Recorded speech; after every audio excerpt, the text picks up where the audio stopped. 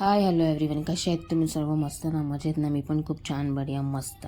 तुमच्या सर्वांचं स्वागत माझ्या नवीन अशा एका व्हिडिओमध्ये. तर आमची सवारी चाललेली आहे गोरेगावला. सो डायरेक्ट आता आम्ही दोघेच वधूवर चाललेलो आहोत. निर्वी बाकी सगळी मंडळी, आमची मुलं सगळी घरी ठेवून चाललेलो आहेत. बाकी सगळी ट्रेनने गेलेले आहेत आणि हे देखील आले होते लवकरच, आणि त्याच्यामुळे मग यांना घेऊनच आम्ही निघालो. आणि फायनली त्या आरे कॉलनीमधूनच आम्ही निघालो होतो, कारण की त्या साईडने जर गेलो असतो ना तर भरपूर असं ट्रॅफिक मिळालं असतं. पण बघाल तर इतकं सुंदर असं सूर्यास्त पाहायला मिळालं नाही ह्या जंगलामधून जात असताना आरेच्या, की खूप छान आणि भन्नाटच एकदम होता. आणि मी पण म्हणजे पहिल्यांदाच गेली असेल ह्या रूटने, कारण की ज्यावेळेस मी पहिल्यांदा गेलो होतो ना तर आम्ही गाडीवरनंच गेलो होतो, पण दुसऱ्या रूटने गेलो होतो. पण इथे ना रस्त्याचं काम पण चालू आहे, त्याच्यामुळे काय जास्त हे मिळत नव्हतं. नाही तर आम्ही लगेचच लवकरच पोचलो असतो. तरी आम्हाला 1.5 तास तरी लागलाच होता आम्हाला पोचण्यासाठी. आणि असं करत करत ना इथे सगळं म्हणाल ना तर इथे काहीतरी ना प्लांटेशनचं काम चालू आहे. इकडे सगळ्या आतमध्ये म्हणाल ना तर झाडं, नवीन अशी रोपटे इथे लावून हे केलेली आहेत. त्याचबरोबर ना इतका निसर्ग छान आणि सूर्यास्त पाहायला इतकं सुंदर मिळत होता ना, की झाडांच्या मध्ये असा डुबलेला सूर्य ज्यावेळेस तो आता परतीच्या प्रवासाला जात होता, इतकं सुंदर, इतकं मस्त आणि इतकं छान वाटत होतं ना. आणि सगळ्यात मोठी गोष्ट म्हणजे हे ट्रॅव्हलिंग करत होते आणि मला काही माझा मोबाईल ना व्यवस्थित असं पकडता येत नव्हतं. मी स्टँड काही घेऊन गेले नव्हते, तरी देखील म्हटलं शूट करूया. आणि वन साईड बसले होते, साडी नेसली होती तर त्याच्यामुळे. आणि हो, साडीवरनं आठवलं की माझी साडी जी नेसली आहे ती कशी वाटते आणि मी कशी दिसते ते देखील कमेंट करून सांगा. त्याचबरोबर आता हे सगळं तुम्ही बघाल ना तर खूप सुंदर, मस्त आणि छान असा आमचा प्रवास चालू होता. त्यानंतर ह्या आरे कॉलनीमध्ये काय काय आहे प्रोजेक्ट ते तिथं लिहिलेलं होतं. जसं की आरे दुग्धालय म्हणून आहे तिथे, आणि पॉईंट्स देखील आहेत तिथे खूप सारे पाहण्यासारखे. मी तर अजूनपर्यंत अद्याप पाहिलेलं नाही, पण जो कोणी पाहिलं असेल त्याने नक्की कमेंट करून सांगा की तुम्ही नक्की पाहिलेलं आहे का म्हणून. आणि त्यानंतर आम्ही सरळ वाटेला निघालो होतो आणि खूप छान असा अनुभव एक आपण घेत चाललो होतो.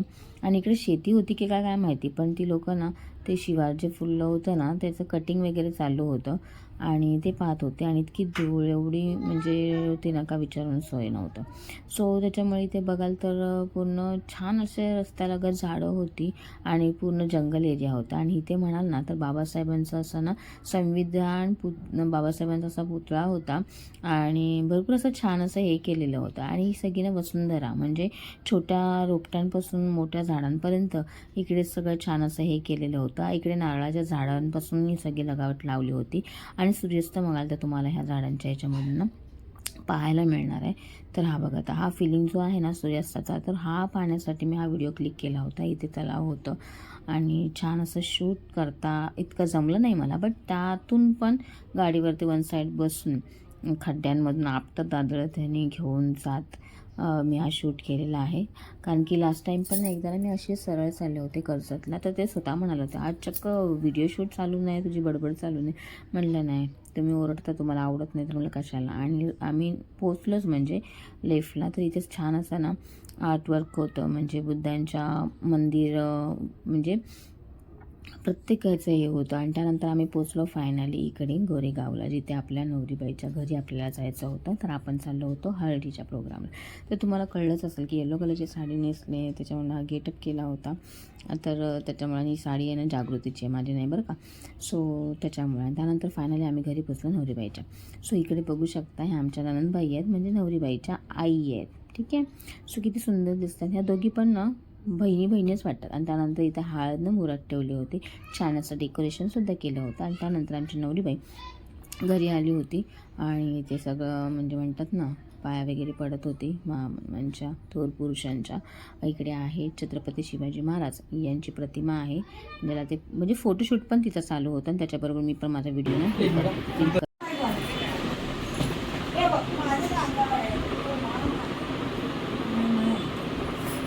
पण आपण आपले फोटोशूट करूया. बघा सासूबाई आहेत की नाही. अरे येणार, असं काय, असं निगेटिव्ह नाही बोलायचं, छान येतात. एवढं छान आपली आहे. आणि हसा जरा हसा, आता कसं वाटतंय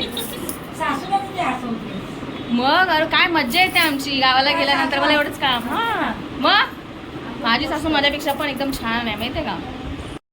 सासू सुनेचं बघू शकता इथे.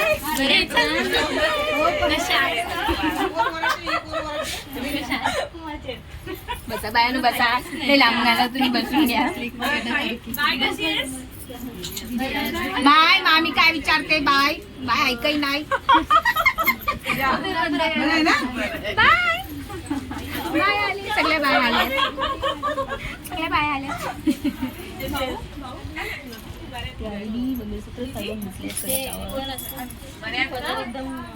माझं असं मला लावता येत नाही. काय करणार वाईट बरं लावते पण कळलंच वाटलं. वाटलं ना लागणार नाही. राहून दे राहून दे. परत पाठी लागणार ना. परत मग इकडे काय झालं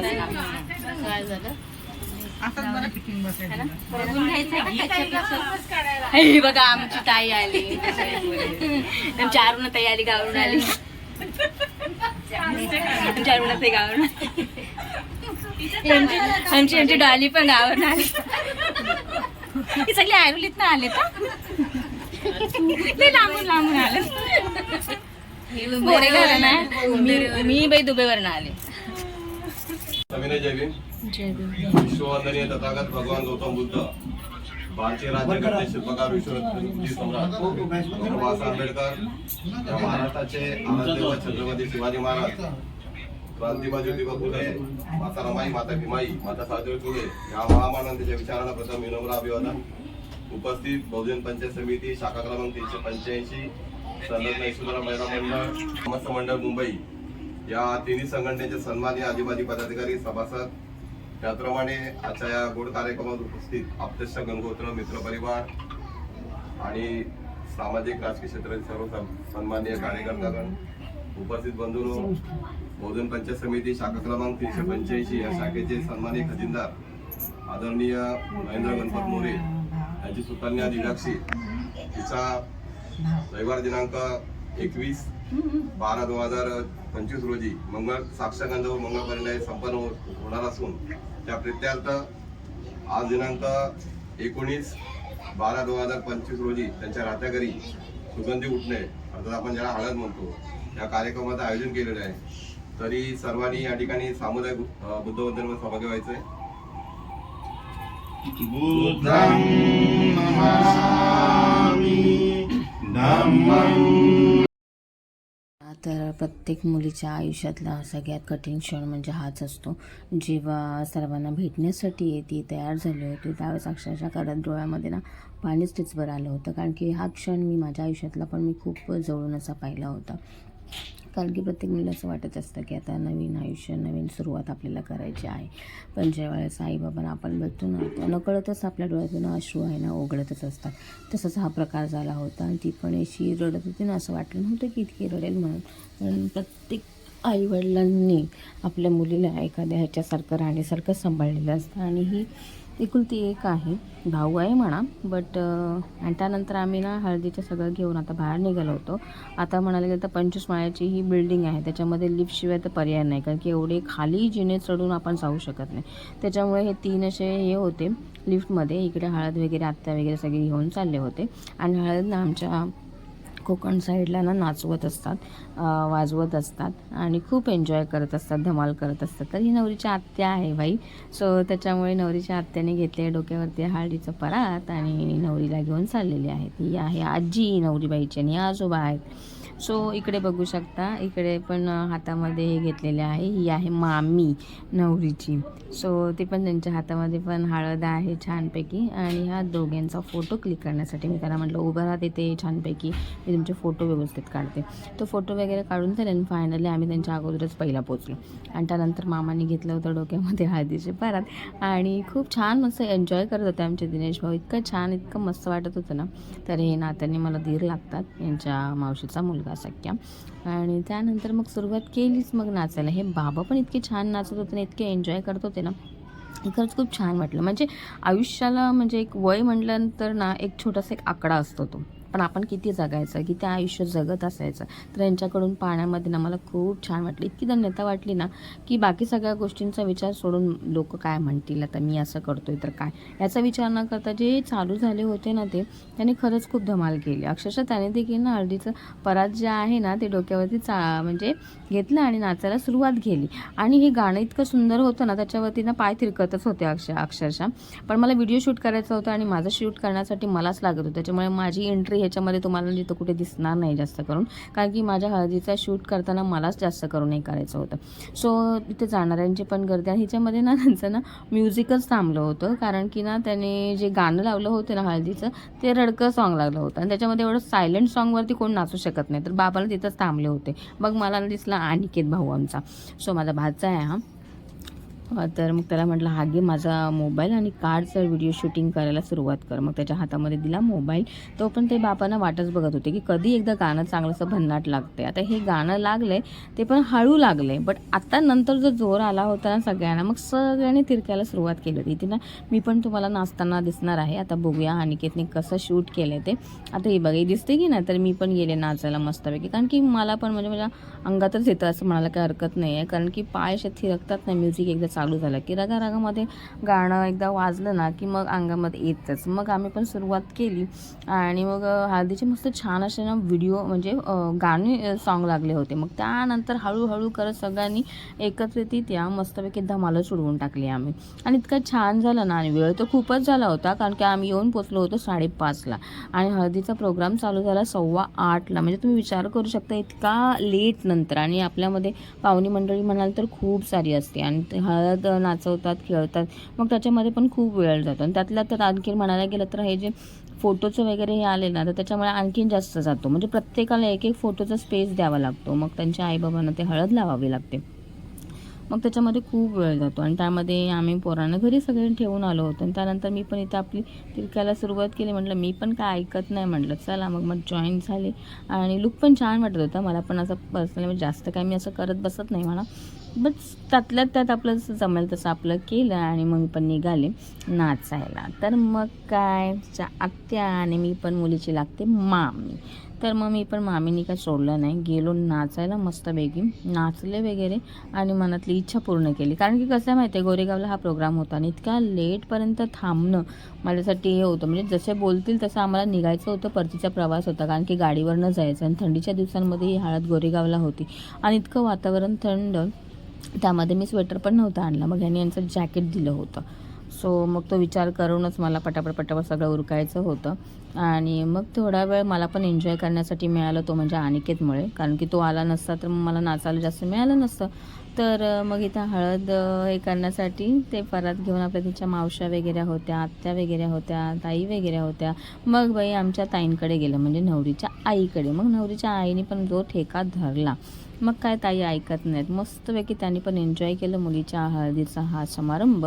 आणि छान असं तिरकत. आणि बाकी तरी चांगलं आहे, म्हणजे त्यांची शाखेवाल्यांनी काही हे केलेलं नाही आहे, म्हणजे ओरडले नाहीत किंवा बोलले नाहीत की पटापट करा म्हणून. त्यातल्या त्यात ते बोलत होते की चला म्हणून. बट आपल्या इथे जर असताना तर हा इतका कारण की आधीच प्रोग्राम हा खूप लेटपासून चालू झाला होता आणि त्यात लांबची पाहुणी मंडळी आलेली होती हळदीच्या कार्यक्रमासाठी. आणि बघा हा प्रत्येक आयुष्यामध्ये येणारा क्षण नाही आहे, म्हणजे प्रत्येक क्षण हा आपल्या आयुष्यामध्ये येणार हा पहिल्यांदाच येतो. आता हळद लग्न म्हणाल तर, आणि एन्जॉयमेंट ही तेव्हाच म्हणजे होते. आपण एवढा खर्च करतो, सगळ्या गोष्टी, फोटोग्राफर फोटो काढत होते. सो त्याच्यामुळे मग काय सुरुवात जी झाली ना, मग काय ऐकतच नव्हत्या सगळ्या बहिणी तिच्या. नवरीबाई पण आमची नाचायला लागली होती मस्तपैकी. आणि नवरीबाई दिसते का ना आमची डॉलसारखी, एकदम खरंच भावलीसारखीच आहे ती, नजर नको लागायला, खूप सुंदर. आणि त्यानंतर आम्ही पोचलो आपल्या डेकोरेशनच्या ह्याच्यात, ज्याच्यामध्ये केलं होतं छान असं, आणि त्यांच्या पार्किंगच्या ह्याच्यामध्येच केलं होतं. ही पण आहे मावशी. सो मावशी आता हिला घेऊन आपल्या स्टेजवरती जाणार आहे. जे हळदीचं हे केलं ते, हे बाबा कोण आहेत ते मला माहिती नाहीत, बट छान त्यांनी म्हणजे हे केलेलं आहे, रिस्पॉन्स दिलेला आहे आणि छान परफॉर्म केलेला आहे. आणि नवरीबाईंनी पण घागरा असा घातला होता, पण सिम्पल लुकिंग होतं आणि मेकअपचं काही एवढी गरज नव्हती, कारण की ती खरंच खूप ब्युटिफुल आहे, इतकं सुंदर ना, खूपच छान. दोघे पण मायाले की. आणि इथे पण बाबांनी बघा सुरुवात केलेली आहे, बघताय की नाही, त्या स्टेजवरती ते गाणं आणि ते वाजणं. आणि तिच्या पप्पांनी ना साऊथ इंडियन लुक केलं होतं, लुंगी घातलेली होती आणि त्यानंतर फॅमिली फोटोसाठी ते उभे राहिले होते, कारण की हे तेव्हाच काढायला मिळतात, नंतर काय टाईम मिळत नाही, कारण की एकदा हळद चालू झाली ना की तोंड पूर्ण हळदीनं भरून जातं. त्याच्यामुळे त्यांचे फॅमिली फोटोग्राफ्स झालेले आहेत आणि छान असा तो एकत्रित फोटोज वगैरे मला पण क्लिक करायला भेटले. आणि मग त्यानंतर मी माझ्यावरती थोडा फोकस केला, कारण की मी कुठेच ह्याच्यामध्ये ना स्वतः मोबाईल घेऊन असं हे केलेलं नव्हतं. सो त्याच्यामुळे म्हटलं चला आपण पण थोडंसं हे करूया. आणि त्यानंतर ताई माझ्या बाजूला होत्या. ताईंना माहीतच नाही की मी व्हिडिओ त्यांचा क्लिक करते. ह्या ज्योतिताई आहेत, यांच्या आत्याची मुलगी आहे. ते म्हणते नको नको नको. मग त्यानंतर मी मीनाताईंकडे फोकस केला. ताईने मस्तपैकी हाय केलेलं. ह्या आपल्या मीनाताई आहेत, म्हणजे ज्योतिताईंच्या 2 नंबर बहीण आहेत. या आमच्या एका नात्याने जाऊबाईच लागतात, पण ह्या पण खूप छान आहेत, म्हणजे कापड्यातल्याच आहेत. आणि त्यानंतर आमचं सगळं महिला मंडळ इथे येऊन उभं होतं. म्हणाल तर ती भाची आहे गुड्डी, डॉली. सो आणि इकडे जाऊबाई आमची. नाही फोकस सगळा तोंडावर आले, काय तू करते असं त्यांचे रिॲक्शन होते. ठीक आहे, सो चला. पण बघा ना यार, काळीच दिसते मी चमारी, आणि असं ग्लो तर यायला पाहिजे. आणि त्यानंतर आम्ही गेलो भाई. 3रा नंबरवरती माझा जेवणाचाच प्रोग्राम होता, कारण की भूक पण लागली होती, कारण की चहा नाश्ता काही केलाच नव्हता ना, घरातूनच लवकर निघालो होतो. आणि त्यानंतर आम्ही एकत्रित तिथे पंक्तीने असं उभं राहून ना ताट प्लेट जे आहे हातात घेऊन जेवणाचा आस्वाद घेत होतो. जेवणामध्ये इथे बघा ना तर चपाती, भात, सुक्कं आणि ना कालवणाचं हे आहे. बट इतकं छान ना, कारण की नवरीचे बाबा जे आहेत ना कॅटरस वगैरे चालवतात आणि त्यांचं स्वतःचं असं हे आहे, एक बिझनेस आहे आणि त्याच्यामध्ये ते खूप अग्रेसर आहेत.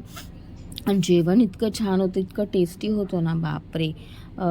खूप मज्जा आली. त्यानंतर मग काय, मी जेवल्यानंतर लगेचच गेली नाचायला. मग मी इथे पण माझा शौक पूर्ण करून घेतलेला आहे, कारण की इथं मस्तपैकी हे जे लाईट्स होते ना हे डोळ्यावरती ना असं ना खूप त्रासदायक देत होत्या. तरी पण म्हटलं चला 2 हात, एक दुखला की दुसरा हात, कारण की माझ्या हातामध्ये मोबाईल घेऊन मला तो कॅरी करायचा होता, बिकॉज मला खूप कठीण जात होतं. बट आता करणार कोणच व्हिडिओ काढायला तयार नव्हतं. मग नवरीबाईचं पण हळदीचं सेक्शन झाला आणि नवरीबाई पण देखील आपली आली नाचायला.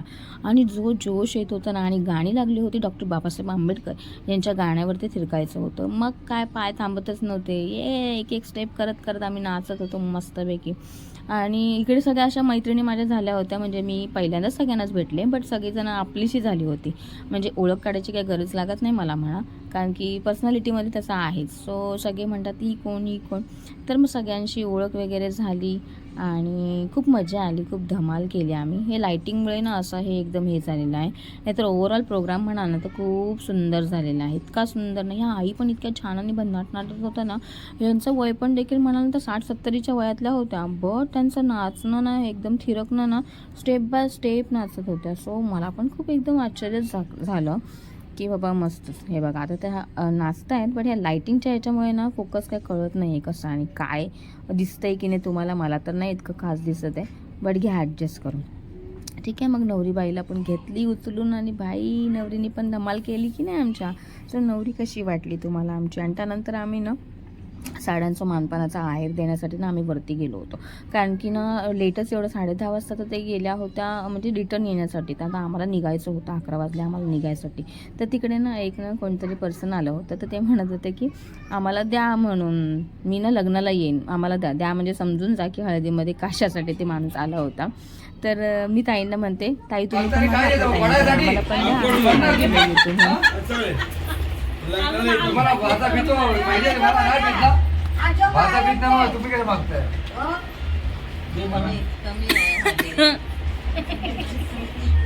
भाता पितो काय मग